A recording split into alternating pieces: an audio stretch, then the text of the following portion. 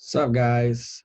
So this is Josh from Brazil right now.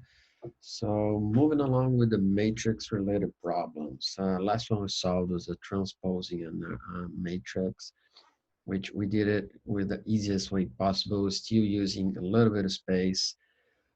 This problem is a little bit more complex, but you can also use the transpose technique.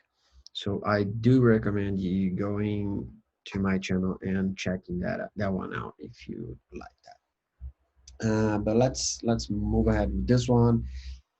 This one is a little tricky, so let's go through it. So this one is called rotate image. So it's basically rotating an array. So what you want to do is that you have an array here, a matrix here. You want to rotate it right here. So you want to rotate 90 degrees, right?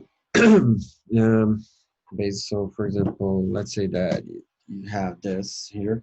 What you want to do, sorry about my video. Yeah, what you want to do is that you want to do this. That's basically what you, so you want to rotate it clockwise. So you have to rotate the image in place. So which means that you cannot modify, you need to modify the matrix that you get as an input. And you do not need to return anything. Uh, just a quick note on this, like when exercise usually asks you to rotate in place, it's still allowed to use some temporary variables here and there. The only thing not allowed is that you're going to create a whole new data structure just as a result of your exercise. But in this case, we're not going to do none of it. So I think the easiest way to think about this problem, there are more complex ways to deal with this. The easiest way to deal about this problem is um, we're actually gonna transpose the the matrix in place, and then since we're because what we're doing when we're transposing is that we're getting the first row and we're making that into our first column, and we're getting a second row and making that into our second column. So a transpose, if you want to rotate an image 90 degrees clockwise, a transpose is actually almost doing the opposite. So what you do after is that after you did the transposing, we can go over the matrix call row by row and just reverse it. And that can be done quite easily with Python. So let's try this. So and then loop uh, loop each row and reverse it.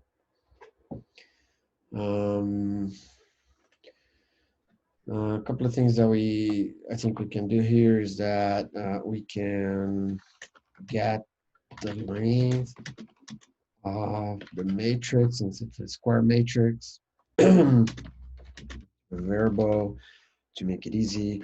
We're going to transpose this by looping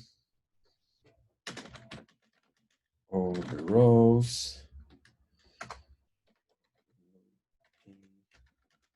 over the columns, and basically flipping each value in place.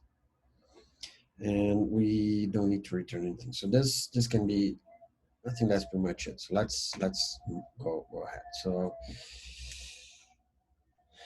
let's call it size. And here we're getting the length of our matrix. This we're just gonna go for I and range size, and for J in range I to size. The reason we do this is that since we're doing it in place, we do not need to visit the same cell, same block more than once. because then things will get messed up. So that's why on the second for loop here, we start wherever this guy was. So wherever we've been, we just forget about it. And here, what we do is that matrix J, I, and matrix I, J are equal to the opposite of this. So this, we can just do this and just flip this. This J, this is I, this is J, this is J, I, and yeah. So if we print our array now, our matrix, I keep calling it an array. Well, it is an array, so I'm not wrong. So if we print this now, you can see that we got a transposed matrix, right? But it's not what we want. So, but you can see that 1, 2, 3. Now we have 1, 2, 3 in the first column. You have 2, 3, 4. We have 4, 5, 6. You have 4, 5, 6 in the second column, and you have 7, 8, 9. You have 7, 8, 9 on the third column. So we don't need to print this, right?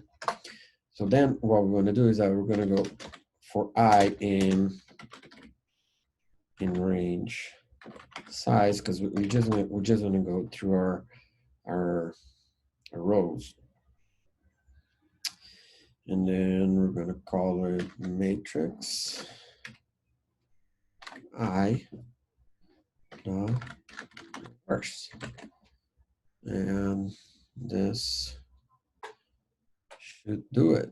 Yeah. So, and this guy, it doesn't really impact our complexity because it just goes through a row. So this is because this guy is already quadratic function, so polynomial. So the time complexity for this is going to be O, and this is the best that we can get with this for this type of exercise, as far as I know. If you figure something out, just let me know. And for space, it's 1 because we're still using the same array. We're calling this guy creating the size, which doesn't even matter. This is just for the sake of clean code, so we can reference this guy here, so we don't have to keep repeating this thing over and over again. This is also easy to read, and if we submit this, hopefully it will get accepted. It did. You can see here that I did a couple of other ones. I took some other approaches here. This one is quite good, I guess. I mean, it's faster than 58%. It's not horrible. Uses less than 6% of Python online submissions. So I guess it's okay. So that's it for this exercise. This can be a tricky one, but if you know the basics of it, it can actually you can go through it a lot very easy.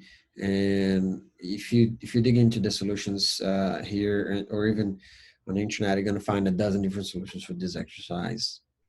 A lot more complex ones than this one. And that's it.